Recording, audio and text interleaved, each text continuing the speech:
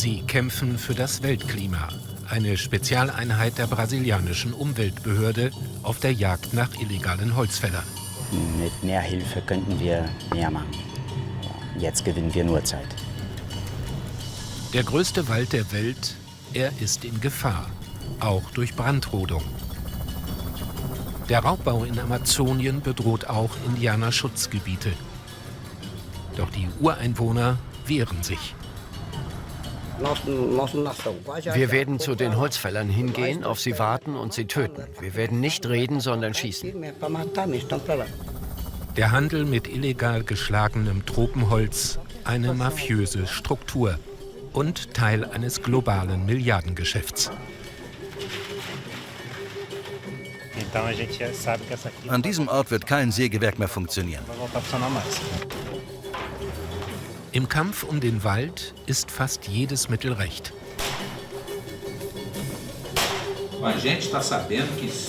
Wenn wir es schaffen, den Amazonas-Urwald zu schützen, wird das Klima auf allen Kontinenten dieser Welt besser sein.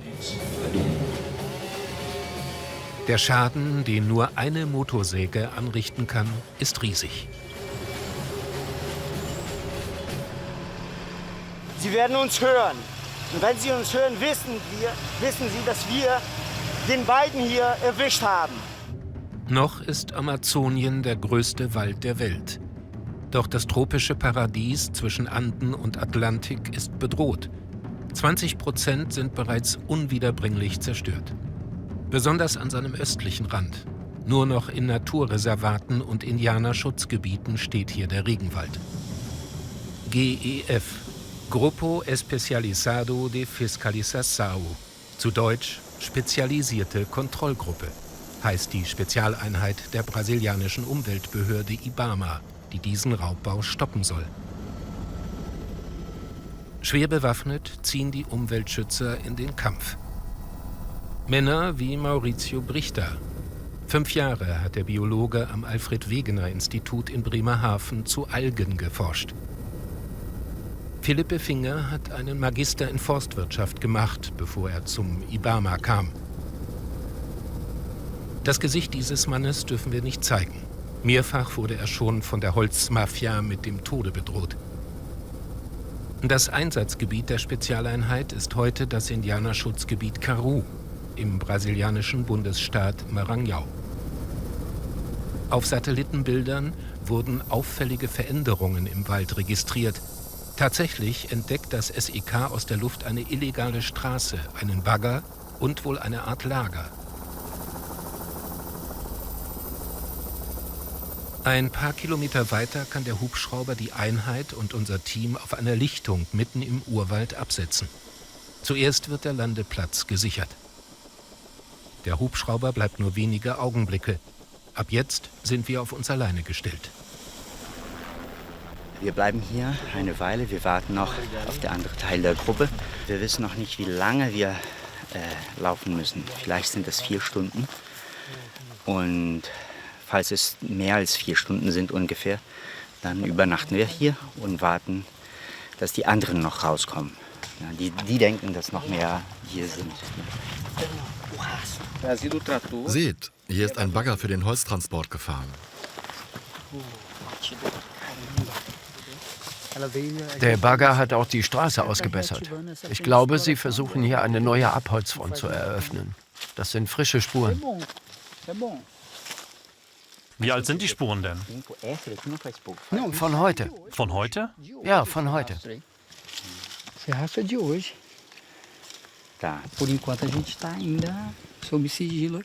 Noch hat niemand entdeckt, dass wir hier gelandet sind. Das Überraschungsmoment ist auf unserer Seite. Sollten wir hier übernachten müssen, ist das ideal.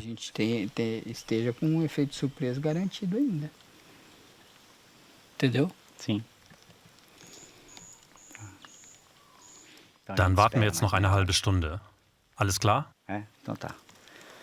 Wir bleiben noch eine halbe Stunde hier und warten auf den anderen. Okay. Doch die Pause dauert nur Sekunden. Ein Motorrad nähert sich. Halt, Polizei, halt! Hände an den Kopf.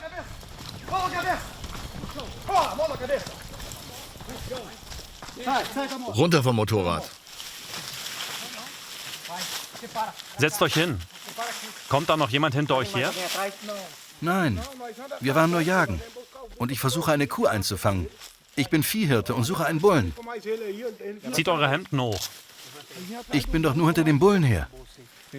Erst warst du jagen, jetzt suchst du eine Kuh. Rüber da.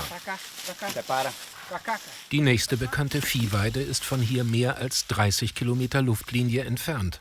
Und natürlich ist das Jagen im Indianerschutzgebiet verboten. Hände an den Kopf und bleibt da sitzen.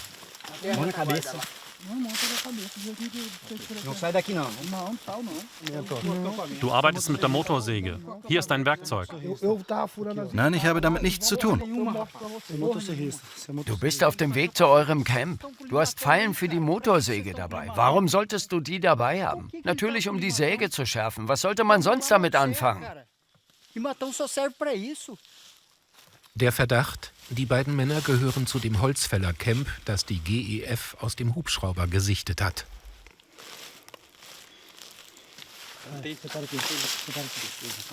Ich habe nichts damit zu tun.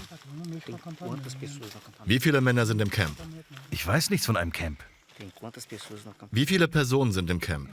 Wenn du jetzt die Wahrheit sagst, gehen wir dahin, machen unsere Arbeit und lassen dich dann frei.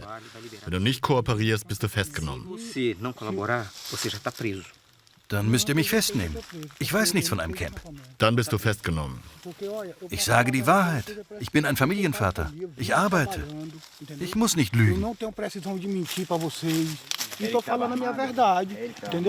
Dann wirst du nicht freikommen. Sind das Holzfäller? Ja, aber er sagt, dass er damit nicht arbeitet. Er hat aber ein Werkzeug, das nur eine einzige Funktion hat. Das ist, die Säge zu schleifen.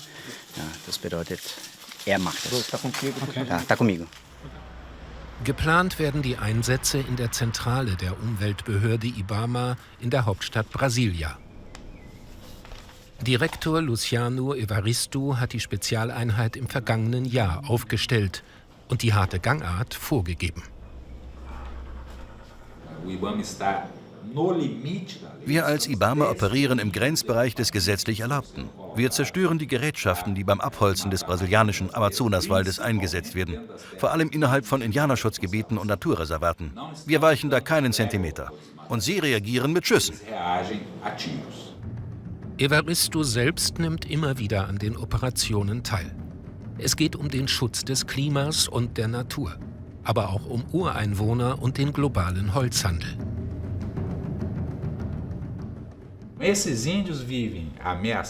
Diese Indianer sind bedroht von kriminellen Strukturen. Organisierte Verbrecherbanden versuchen, die Wälder auszurauben. Sie versuchen, das illegal geschlagene Holz durch Tricks zu legalisieren, um es dann vielleicht danach sogar in Deutschland zu verkaufen. Es kann sein, dass in Deutschland Holz aus diesen Indianerschutzgebieten verkauft wird, das durch Korruption zu Holz aus nachhaltiger Produktion umdeklariert wird. Im Indianerschutzgebiet Karoo werden die 2 mutmaßlichen Holzfäller ausgeflogen. Die Befragungen haben nichts ergeben. Die Männer schweigen. Der Hubschrauber hat weitere Mitglieder der Spezialeinheit mitgebracht, auch zur Absicherung des Kommandos. Weitere Holzfäller könnten versuchen, nachts abzuhauen. Deshalb wird ein Hinterhalt vorbereitet.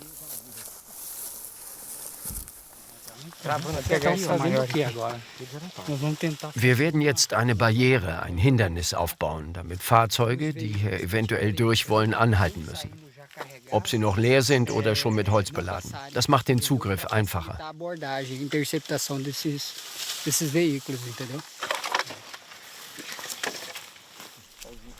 Das Stoppen eines LKWs, womöglich mitten in der Nacht, ist trotzdem gefährlich. Oft sind die Fahrer bewaffnet.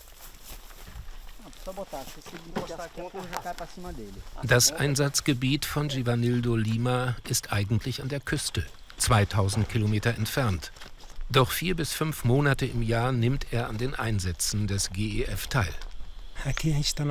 Hier sind wir in einer Region, in der Gewalt gegen unsere Kontrollen üblich ist.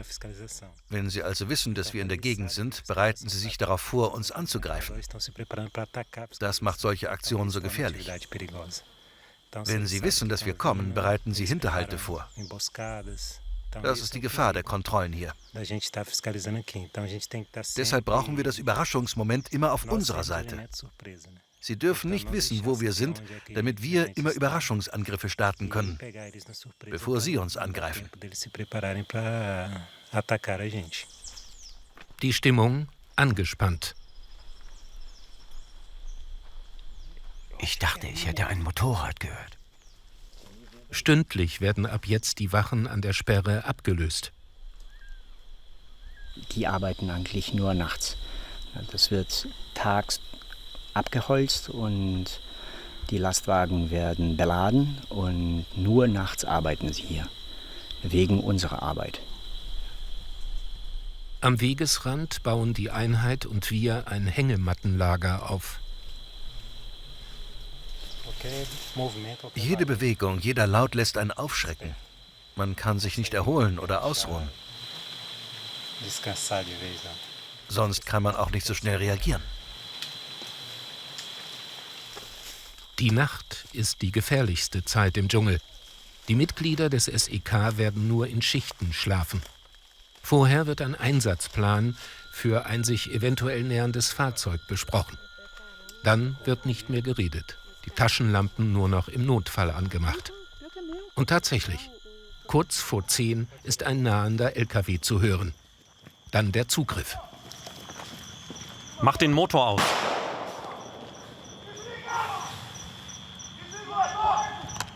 Ausmachen. Weg von deinem Funkgerät. Komm raus. Hast du einen Funkspruch abgegeben? Es ist tatsächlich ein beladener Holzlaster. 2 Männer werden gestellt. Sie hatten noch versucht, über Funk den Zugriff zu melden und damit ihre Komplizen zu warnen.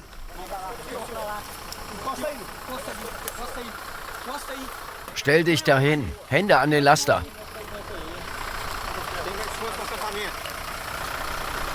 Wie viele Männer sind in eurem Camp? Nur wir 2. Habt ihr Waffen dabei? Wie viele Waffen habt ihr? Ich weiß nicht. Wie viele seid ihr insgesamt? Nur ich und mein Helfer. Und in eurem Lager? Nur 2.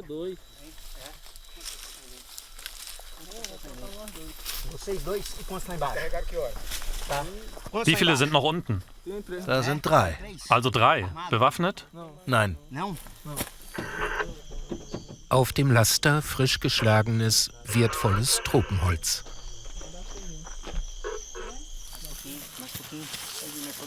Hände an den Kopf. Was hast du über Funk weitergegeben?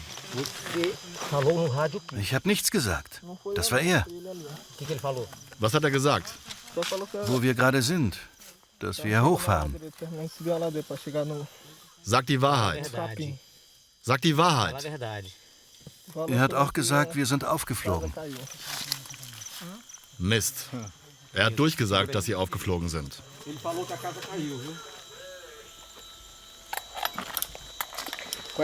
Wie ist dein Codename beim Funken? Cintura. Cintura. Beide Hände an den Kopf.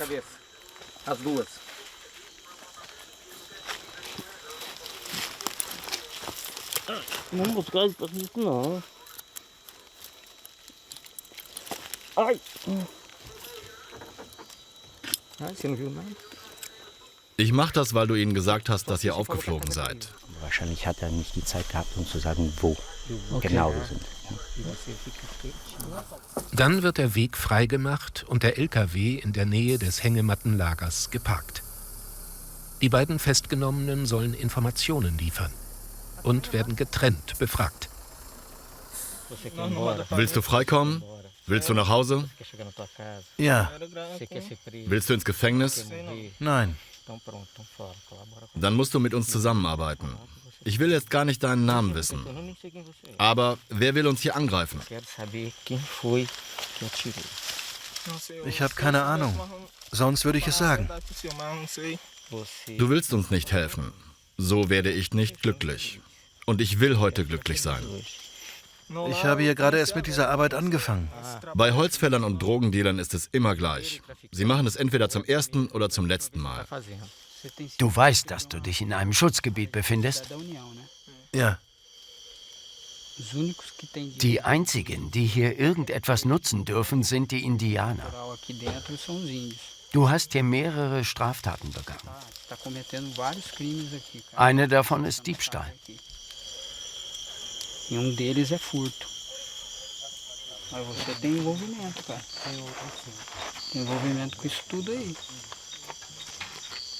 Du hängst da richtig mit drin.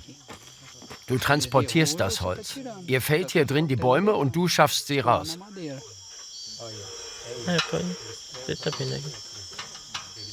Es sind noch 2 andere im Lager, oder? 2 und eine Frau. Das Handy des Lkw-Fahrers wird sichergestellt und liefert einiges an Beweismaterial. Hier filmen sie sich, wie sie einen Baum fällen. Das ist ein richtig großer Baum. Er hat einen Durchmesser von über 1 Meter.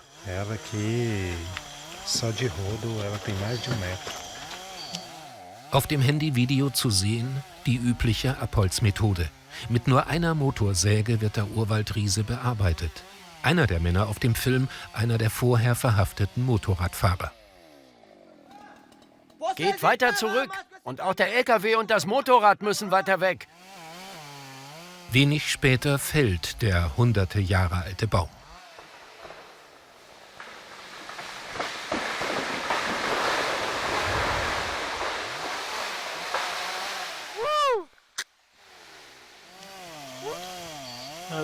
Dieser Baum ist doch alt und produziert nichts mehr. Wie meinen Sie das? Der ist doch alt.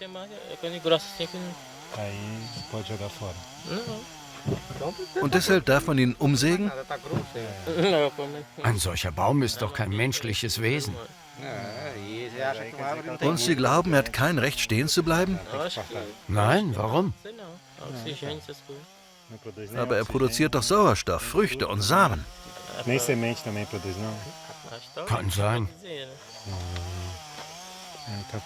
Was für ein Baum ist das? Das sehe ich nicht. Und der auf dem Laster? Das ist ein Balata-Baum. Das ist ein wertvolles, sehr hartes, widerstandsfähiges Holz. Es wird hier im Hausbau für die tragenden Teile des Daches eingesetzt. Philippe Finger hört derweil den Funk der Holzfällermafia mit. Offensichtlich wird ein ganzes kriminelles Netzwerk von einer Zentrale aus gesteuert. Ich versuche hier Informationen zu sammeln. Jede Information hilft. Zum Beispiel, ob es in der Nähe weitere Fahrzeuge oder Gerätschaften gibt. Wie viele Männer hier sind. Sie haben über Funk schon mehrfach versucht, den Fahrer des Lasters zu erreichen. Aber es sprechen auch noch viele andere Personen. Offensichtlich koordinieren sie über diese eine Frequenz die ganzen illegalen Aktivitäten in der Region. Finger versucht auch herauszufinden, ob die Hintermänner in der Zentrale vom Einsatz des GEF erfahren haben. Nach dem, was ich bisher gehört habe, scheinen sie seinen Funkspruch „Wir sind aufgeflogen" nicht verstanden zu haben. Vielleicht ging es beim Zugriff zu schnell. Er hat ja versucht zu funken, aber offensichtlich haben sie den Inhalt der Nachricht nicht verstanden. Das ist gut. Somit ist unsere Operation noch geheim. Die Zentrale weiß nicht, dass wir hier sind. Die eigenen Ermittlungen jedoch machen Fortschritte. Die beiden Männer auf dem Motorrad, die wir festgenommen haben, arbeiten tatsächlich mit denen aus dem Holzfällerlager zusammen. Einer von ihnen bedient die Motorsäge und der andere sucht im Wald die besten Bäume aus, die dann geschlagen werden. Dieses Motorrad und die beiden Personen sind also Teil dieser Abholzungsoperation. Sie gehören dazu. Im Morgengrauen machen sich die Spezialeinheit und wir auf den Weg zum Lager der Holzfäller. Wir tragen alle kugelsichere Schutzwesten.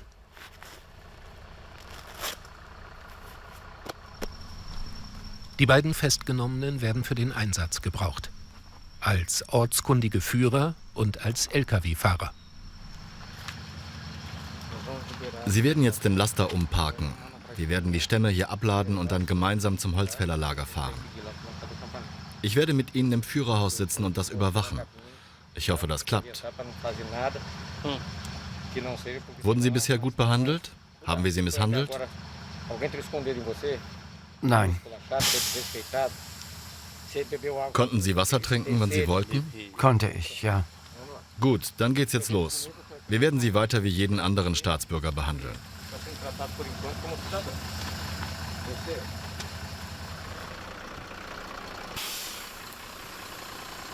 Der Lkw-Fahrer zeigt sich kooperativ. Eine andere Möglichkeit hat er auch nicht. Zuerst wird wieder eine Straßensperre eingerichtet, diesmal mit den sichergestellten Stämmen.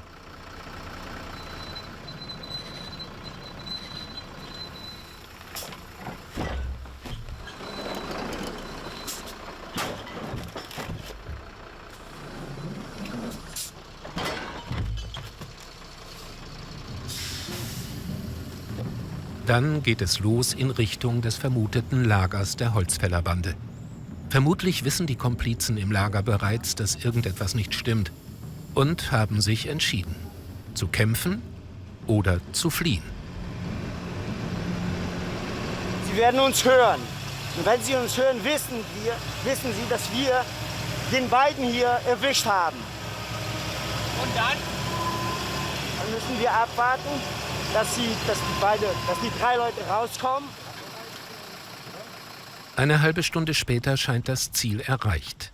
Die Holzfäller könnten überall sein. Doch zu sehen ist erstmal niemand.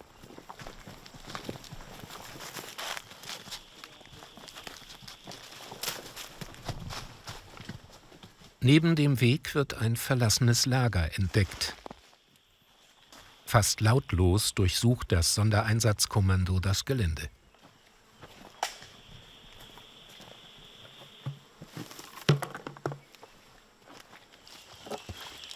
Wir haben aus dem Hubschrauber einen Bagger im Camp gesehen.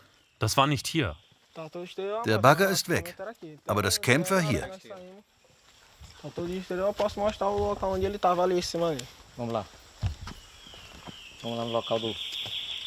Wo ist der Bagger? Irgendwo da oben. Dann lass uns hingehen. Auf dem Boden gerade frisch ausgekippte Eiswürfel.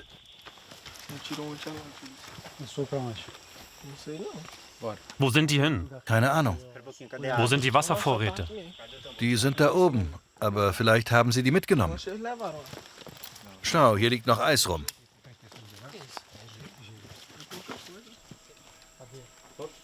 Hier hatten die Holzfäller gearbeitet. Das sind die Reste des Baumes, den Sie mit dem LKW abtransportieren wollten. Da oben liegt er. Doch die gesuchte Baumaschine erstmal nicht zu finden. Sie haben den Kettenbagger hier weggeschafft. Seine Spuren sind über denen des LKWs, den wir erwischt haben. Erst fuhr hier der LKW, dann der Bagger. Jetzt werden wir der Spur folgen, um ihn zu finden.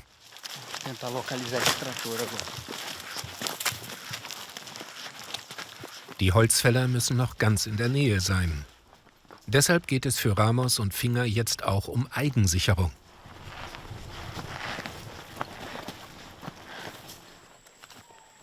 Plötzlich fällt den Beamten etwas auf.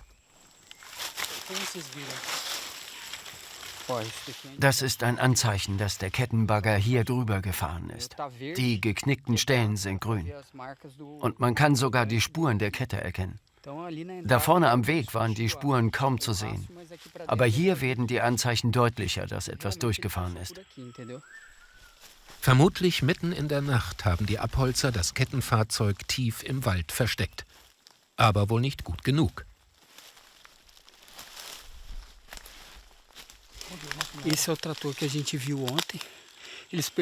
Das ist der Bagger, den wir gestern vom Hubschrauber aus gesehen haben. Sie haben gemerkt, dass wir kommen und sie suchen. Deshalb haben sie den Bagger versteckt. Und Sie selbst sind geflüchtet? Die sind weg. Vielleicht sind sie hier im Wald, ganz in der Nähe. So ein Gerät braucht man für das illegale Abholzen. Ohne so eine Maschine kann man die Stämme nicht bewegen. Man braucht also so ein Gerät. Laderaupen wie diese sind somit die wichtigsten Maschinen der Holzfäller, auch wenn sie nicht besonders spektakulär aussehen.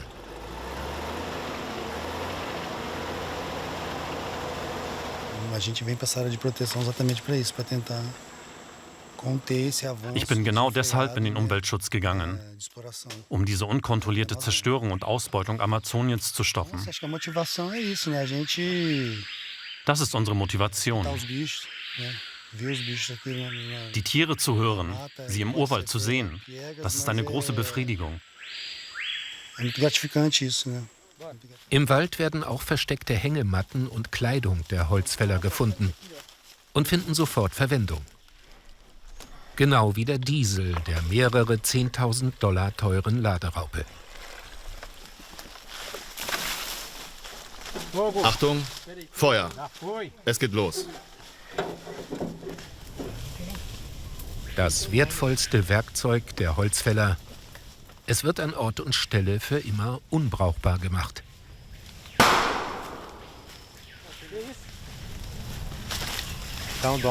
Sie haben die Maschine versteckt und sind abgehauen.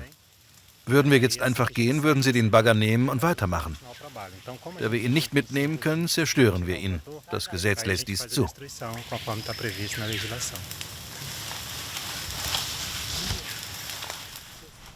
Dann wird sichergestellt, dass nicht der ganze Wald anfängt zu brennen.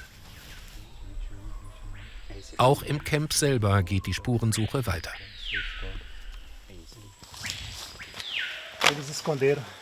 Sie haben das alles da hinten versteckt. Wohl nur, um kurz abzuhauen und es danach wiederzuholen. Sogar einen Ausweis haben die Holzfäller zurückgelassen. Der Aufbruch überhastet. Hier war alles versteckt, unter einer Plane. Sie sind abgehauen und haben richtig viel zurückgelassen. Allein das Essen reicht für mindestens 15 Tage. Und hier sind auch die ganzen Küchenutensilien. Bis zu 10 Personen hätten so tagelang versorgt werden können. Dem wird ein Ende gemacht.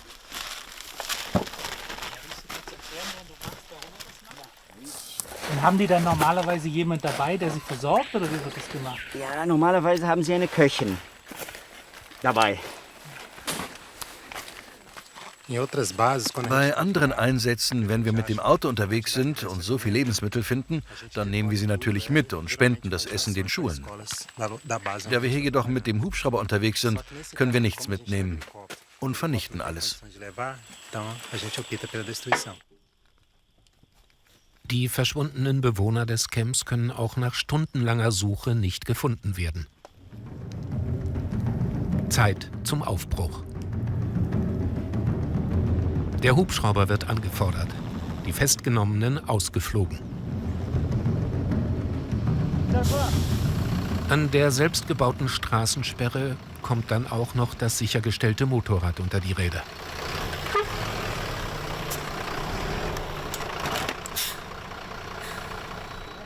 Und mit dem Diesel aus dem LKW-Tank wird die Zerstörung des relativ neuen und mehr als 50.000 € teuren Holzladers vorbereitet. Der Laster soll auch etwaigen anderen Fahrzeugen der Holzdiebe den Weg versperren.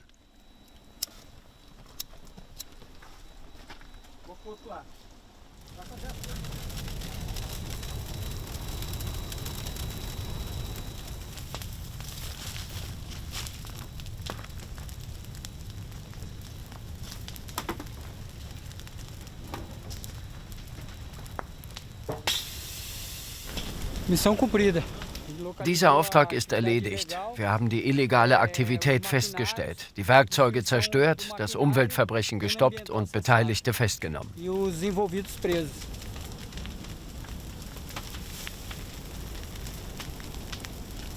Der Tank des Motorrads wird auch noch zerstört.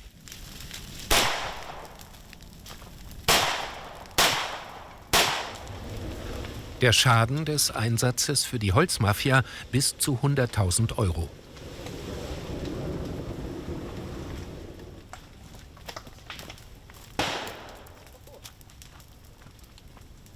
Danach werden die Spezialeinheit und wir ausgeflogen.